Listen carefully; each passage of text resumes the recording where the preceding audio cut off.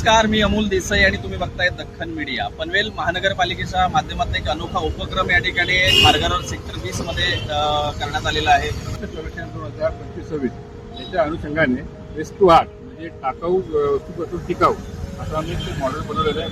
जे PVC pipe असतं waste to art म्हणजे खराब झालेले पाईप असते त्यांना आम्ही पॉलिश करून कलरिंग करून त्याचं आम्ही ते रॉकेट बनवलं आणि जे खाली जे स्टँड बघतो आपण तो जो तुम्ही बॅनर असतात बॅनरचा रिपा काढून त्याला आम्ही पेंटिंग करून तसं बनवलं आहे. सूट आहे तरी त्यांनी स्वतः बनवलं.